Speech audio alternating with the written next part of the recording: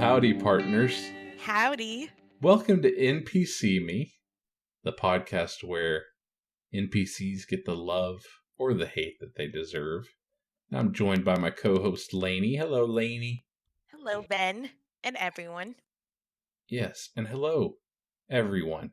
I wanted to say up front, thank you to everybody that was so kind about our first episode. It was a ton of fun to make, and a lot of you really liked it. And in fact, the number one thing I saw whenever I was reading through the comments, what everybody had to say was, when is the next episode?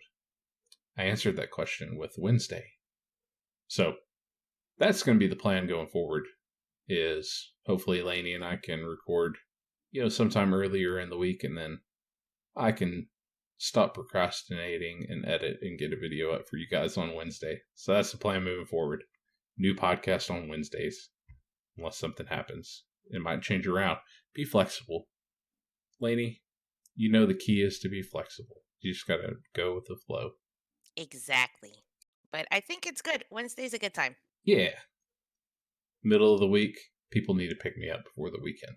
Well, Laney, who is our character today? Oh, Ben, as if you don't know. You picked him. Guys. It's Sir Nigel West Dickens. Sir. Mr. Yeah. If he is knighted, I'm sure that he's self-appointed to that role. Or he canoodled his way into a I don't know. It wouldn't surprise me. Yeah. He is a sweet man with his words. Oh, yes. Silver tongue on that one. But yeah, as Laney said, it is Nigel West Dickens from the game Red Dead Redemption. Now, Laney, did you play Red Dead Redemption? Of course I did not, Ben. Of course. Of course I did not. I watched so many people play that I think I've basically played more than anybody ever. So, wow. Bold claims. I have watched so many hours. I don't even think a person has played that many hours. So maybe that counts. Yeah, why not? We're just making it up as we go along. Exactly. I know the story, so that's good. So 3 words that I would use to describe Nigel West Dickens are the same words he would use. A lying, cheating degenerate. Yes, he was a charlatan and a fraud. But was he, though, Ben? Was he? I'm here to play devil's advocate with you about him. Oh, good. I'm glad that you are. I feel like there might be a chance that he was a secret genius. Well, just judging by the way his stagecoach is outfitted and the clothing that he's wearing, I would say that there is a good chance of that he was a genius in some way, making some money, swindling some people. I mean, that's definitely part of it. Up front here, I mean, we usually decide at the end, but I just want a scale of 1 to 10, no extrapolation. I just want to kind of get your opinions of him going in. Scale of 1 to 10, 10 being good, 0 being bad. Is Nigel West Dickens, in your opinion, a good or a bad guy? Scale 1 to 10. Here's the problem, Ben. You might be able to change my mind. But I think at the end of the day, this is a rough one. I don't think he's like an angel, but I think for the times, I mean, look, we played a character that killed people on the regular. Yeah. So I guess when you're looking at who's good and who's bad, it also depends on where they were. Whoa. And what they had to do, right? That is deep, Laney. Yeah, I'm going deep here.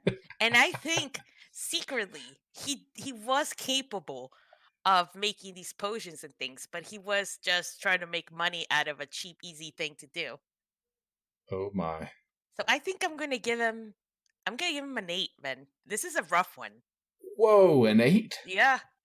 I told you. Now, I have some strong feelings about him. Is that like a Rotten Tomatoes 80%, or is that like an IGN or a Polygon 8? Because, Polygon or IGN gives you an 8. It means your game sucks. but they're never mean to anybody. Yeah, that's probably what I mean. Yeah, yeah. Oh, So let's give 7. Let's give a real 7. a real 7. Okay, more good than bad though.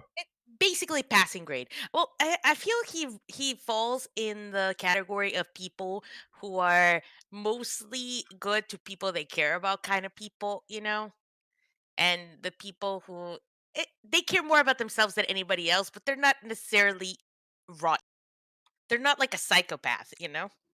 Yeah, I get what you're saying. But yeah, we'll see how that changes by the time we're done talking about this guy. Yeah, yeah, yeah. That's true. I think that's the problem. I feel like you're gonna change my mind on him, but I found it to be a great character, and he was funny, so I'll take it. He is funny. He is funny. The first time that you meet Nigel West Dickens, you're in the town of Armadillo, and one of the deputies there in town just kind of mentions, hey, some people have been looking for the snake oil salesman. They can't find him. People are starting to miss him. And so the deputy sends you out looking for him. And the first time you find him, he has been shot, granted. He has been shot. But he is laying it on thick. Just an Oscar winning performance. Did you happen to see that cutscene? Yes, and I feel like he's always like a little bit dramatic. I think that's his thing, that's his shtick. But it worked for him, right? He's a salesman. He's a showman. Yeah, he's a performer through and through. Even when he's shot, he never turns off. But you get little glimpses here and there, I think, of the real him starting to show through. Which, Rockstar is pretty good about writing fairly complex characters. And whereas Lydia in Skyrim is really kind of a backseat character, just a tool at your disposal type thing, Nigel West Dickens is a big part of the plot of Red Dead Redemption. I mean, you can't. It's more railroaded. You can't deviate from the storyline. Like if you want to complete the game, you're gonna have to use Nigel West Dickens' storyline to get there. I feel like he drives the story too. It's not just him just being part of it. I feel like he makes you do things that kind of lead you in a way, or he gives you information or whatever it is. Oh, definitely, definitely. So we've established that he sells snake oil. I found out a lot of information about him that I don't even know is if it's like really up front in the game or if it's like hidden in newspapers and things. I know there's some stuff in newspapers, but some of the information, like he was born in Fort Wayne, Indiana. I have no idea if he actually mentions that in the game, and I've put a lot of time into Red Dead Redemption. Uh, Yep, I saw that too. I think it was something about it being in the newspapers, and he was like named like a grain scientist or something in 1904, 1805. I don't right. know, something like that. And I don't know if that was before or after he became this like charlatan salesman, or because according to the newspaper of what I read, um, he was named like somebody who used to catch these guys at being frauds. Oh, So it's unclear. It's unclear if he was a scientist or a doctor that used to catch these guys who pretended to be uh, medicine men, I and if you suppose. can't beat them, join them, And huh? yeah, exactly. So it is unclear whether he started before or if he learned from them and started after because it was Yeah. profitable. It's hard to tell. Or it's because he's old and maybe he's losing it a little bit. It's hard to tell. I think that is very interesting because you see the same thing happen today. Because people, just like back then, people were stupid. And today, Yeah. people are stupid. And we're going to dig into this. I might offend my co host here, but this is whole like the homeopathy movement, um, where you just dilute something down until there's nothing left of it and you sell it and it's essential oils. Oh, why would that offend me? I hate that stuff. Oh, see, I didn't know that. And I use nothing like that. I kind of agree. I feel, well, we might offend some people Oh, we're if going they do to. use those. Yeah. Maybe they work, okay? Maybe they work. Let's just disclaimer it, okay? Maybe No, they no, work. no, no, no, no. Anti-disclaimer. They don't work. Go see a real doctor. Yeah, I kind of agree. I mean, I like medicine, I like science, so I kind of agree. Yeah, let's just leave it at that. But the same thing happens today. Like, for the most part, your people that are peddling all this crap are not medical doctors. But there are people with doctor in front of their name that endorse these products that actually have like a medical doctor degree. And at some point, you know, you can only speculate, but maybe the easier path was to to hop on one of these bandwagons. Right. They sell their souls like a politician You know what I've noticed, Laney? to these companies. It's hard to tell. Yes. Yes. But after you get done with that point, I also have another idea about him. But proceed. Oh, it's not even a point. It's just like a barely comment. Because I was just thinking that I don't even have to try to be thematically accurate to this episode because I'm a Texan and I just Oh, use. this is just how you speak, and you made me say howdy. So I mean, we're in. What have I done? Yeah. God. You bring up your point that is probably actually relevant to what's going on here.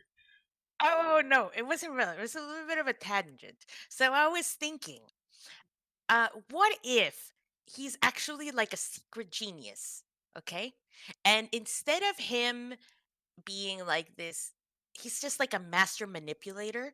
And so what he did was to start off his career, he pretended that he was defrauding all these, or that he was like debunking all these frauds, but he was always the fraud all along. Maybe the other guys were legit.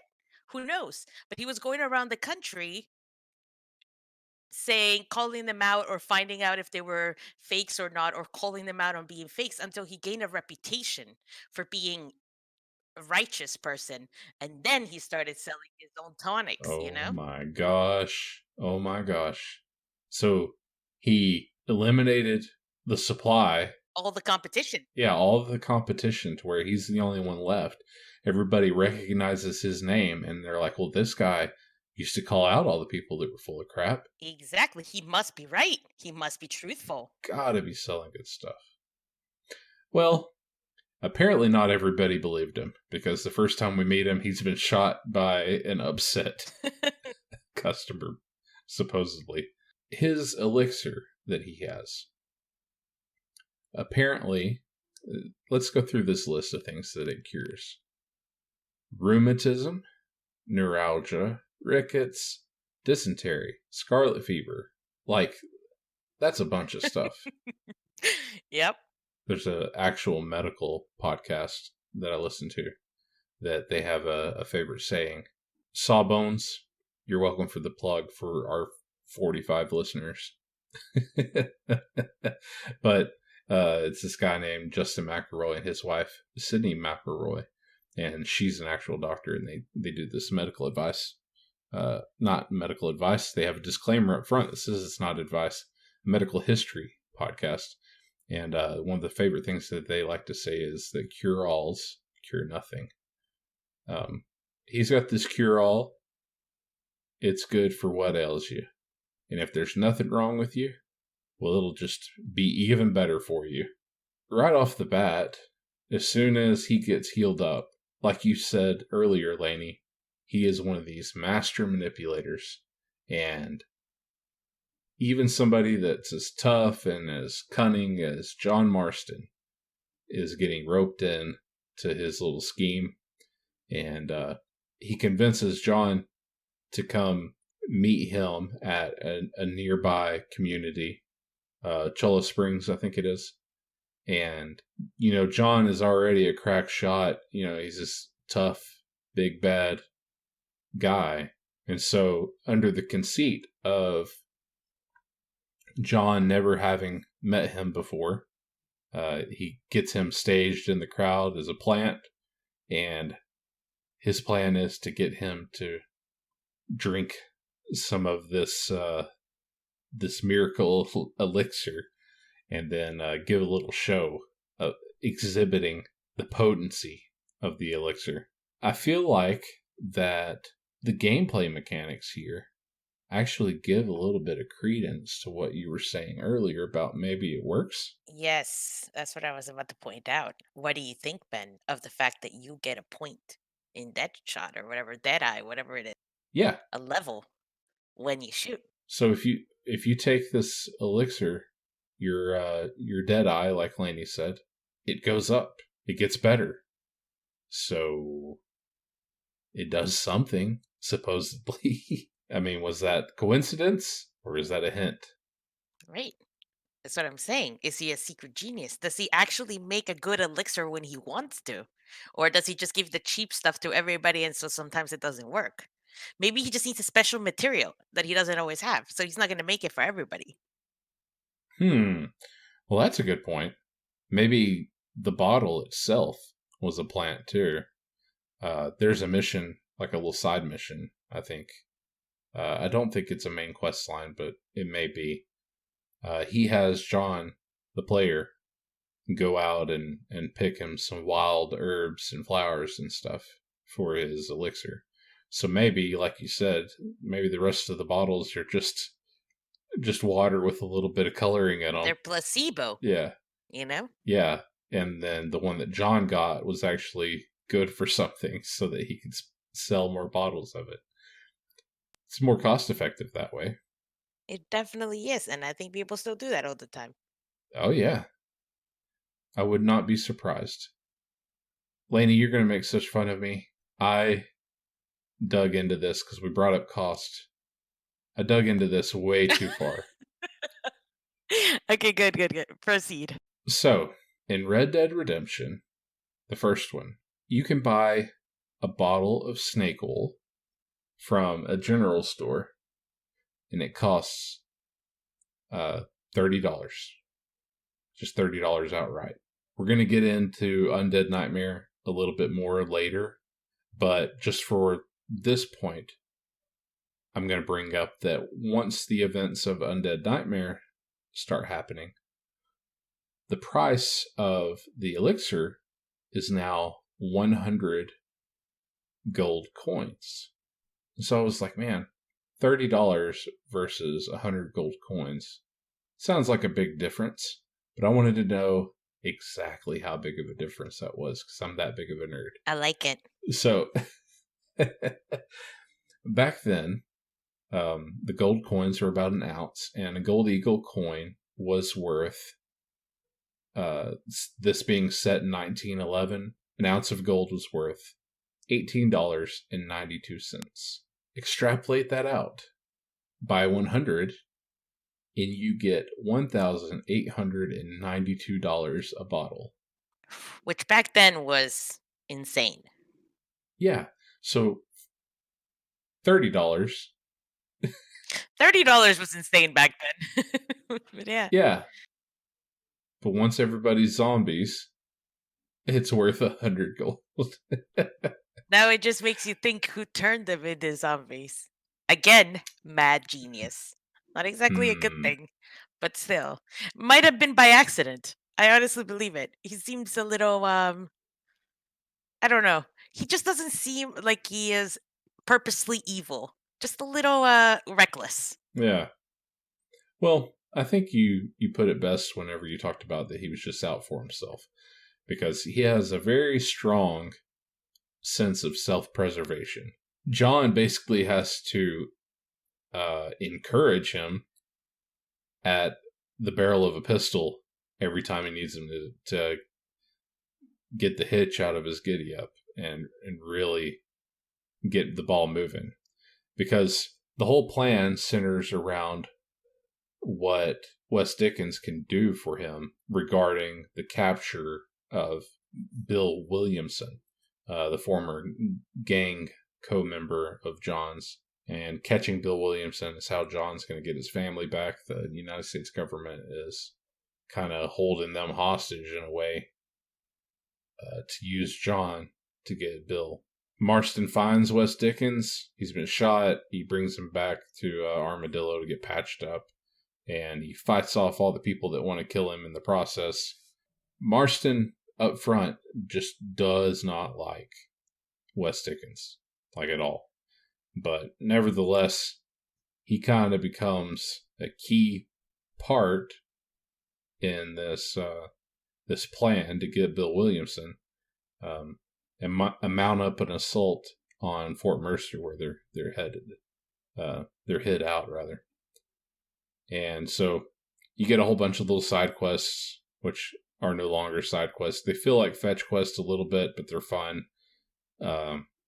So not that much like fetch quests. Wes Dickens puts you, the player, in contact with a couple of people that can supply a stagecoach, filled it with armor, and get weapons outfitted on it. And the whole plan is to use this Trojan horse strategy to deceive all the outlaws that are up there at Fort Mercer.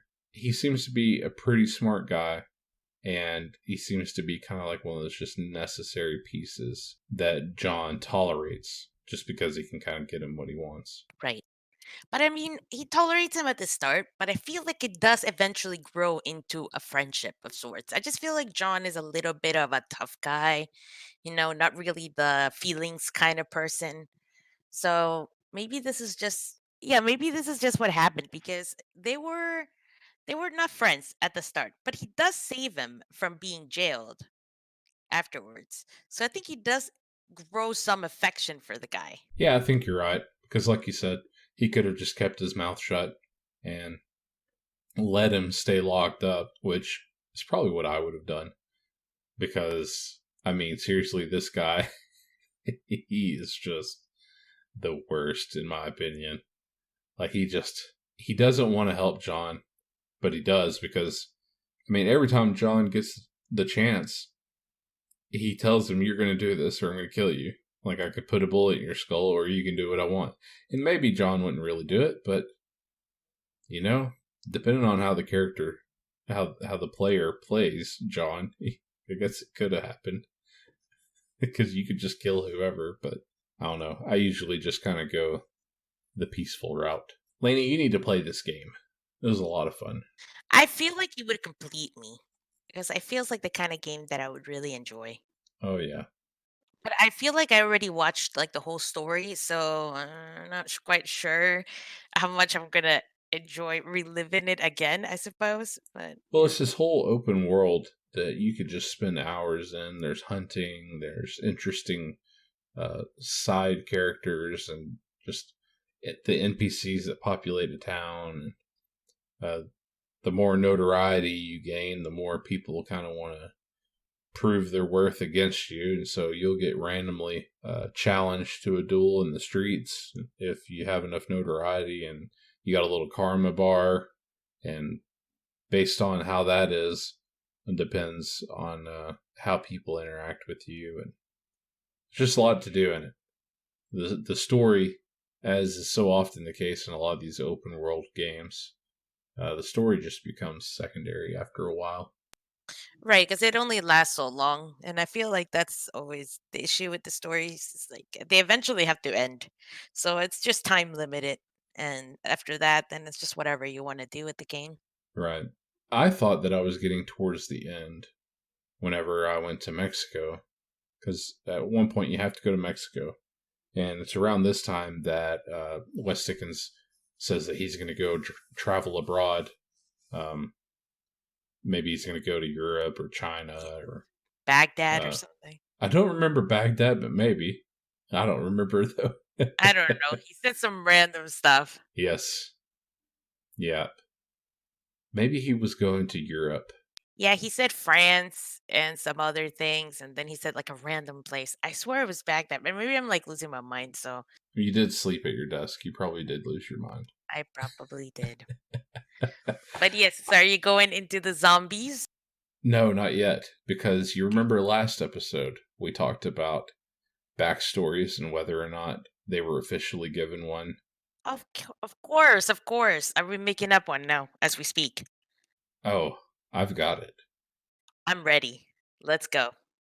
Given uh Wes Dickens' age I'm guessing that he's in his late 50s, somewhere between his late 50s to mid 60s. In the time period, I have a theory that maybe, even though he was born in Fort Wayne, Indiana, I'm thinking maybe he was going to Europe to visit the grave of his father. Who do you think that could be with the last name Dickens? No. You've made him the son of Charles Dickens? Here's the thing. Okay, I'm ready. It's possible, I suppose. Charles Dickens, he was English, right? But in the early mid 1800s, he did a little tour, so to speak, of the United States. It's never mentioned that he went to Indiana, but he was in other places nearby. So maybe he's going to go to Europe to visit. Think he met a lady. Well, the problem with it is that Charles Dickens died like way before this, so he couldn't be going to visit him really. But yeah, maybe. And he just gave him his name just because? Well, yeah, And nobody he ever was heard about it? famous. If Charles Dickens is your baby daddy, you're gonna give that kid his last name. True, I guess back then they didn't have to approve. Or maybe it was a popular last name, Ben, but I like your story better, so let's just go with that. Here's the thing. So I've given you the story. I'm just gonna start punching holes in it with my own logic that I'm coming up with as I think about it. No. Don't poke holes. It's a terrific story. We've made it.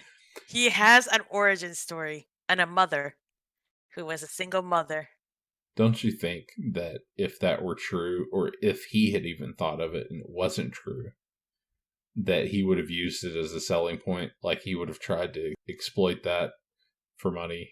Of course he would have. Of course, maybe his mother never told him. We're going to end up changing the whole conceit of this podcast to we no longer talk about NPCs. We just give them backstories and nothing else that aren't true and are illogical. I wonder if someday somebody will actually think that is a true backstory and tell it to somebody else, like they're so knowledgeable about the game, and then they'll just look at them like, "What is happening?" So I think we're doing this, Ben. Every time we're gonna come up with a different random story for the Well, NPC. let's see here. I think I'm going to have to create a Red Dead Wiki account so that I can go in and edit the backstory in here. Oh no. So dumb. Laney, you seemed like you really wanted to talk about the Undead Nightmare. Did you hear anything about that? Well, it's a different storyline. So there's some there's some things there for sure. Because while in the main storyline, I feel like John basically saw him as a fraud, but he even says something like he's the kind of person that built this country or something like when he was rescuing him before. So I think there is some affection there, but in the zombie one, you can really tell they've sort of become friends. Yeah. In the Undead Nightmare, we mentioned the price went up. The whole reason for this premium seems to be that he is trying to pawn it off as a cure for the zombie plague. Yes. And even saying that it repels zombies. But John threatens him, as he's wont to do. Anytime that Nigel West Dickens doesn't do anything that he wants him to do, he threatens to kill him. And he wants him to give the people some free samples. And somebody drinks the elixir, walks out the gates of the fort, and what happens? Gets instantly devoured. Yeah. So it doesn't work. But it brings back my theory, which is, does it not work because he doesn't have the product to make it work? And furthermore, he caused the zombie apocalypse. Ben, I think there's a real high probability that in his experiments, he has created a zombie. So is he a genius? I think so. But did he intend to make zombies? I don't think so. Mm-mm. I don't Hmm. think so. Because he's not evil. He doesn't have he cares too much about himself to create an apocalypse. Well, does he care more about money than he does his own safety? Because it kind of seems like he does. That's true. And he doesn't like humans so much, but zombies. I don't know. I guess it's a possibility that he has turned fully evil, but I don't think so. I Hmm. just don't know. Well, regardless of those facts, it does turn out to be super good at attracting zombies. So you can end up using the elixir as bait. Again, a mad genius. He doesn't really know what he's making, but he's making something. Yeah, but does that make him a genius? Sorta. A mad genius. A broken clock is right twice a day. Yeah, that's true. Well, Yeah. Dickens is kind of useful in a way in the Undead Nightmare as well. He helps John get a hold of the blunderbuss, which is, essentially functions like a shotgun weapon. You got to have a shotgun in the zombie apocalypse, but I mean, there's shotguns in the normal game too. But so I think that you're pretty well still in the same spot as you were whenever we first started talking. No, I mean, him causing the zombie apocalypse would knock him down a couple of points because that's kind of rude, right? Like you're making me think, like maybe he did do it on purpose to make money, which is totally possible. But I still believe that maybe he's just too. I don't think he has that in him yet.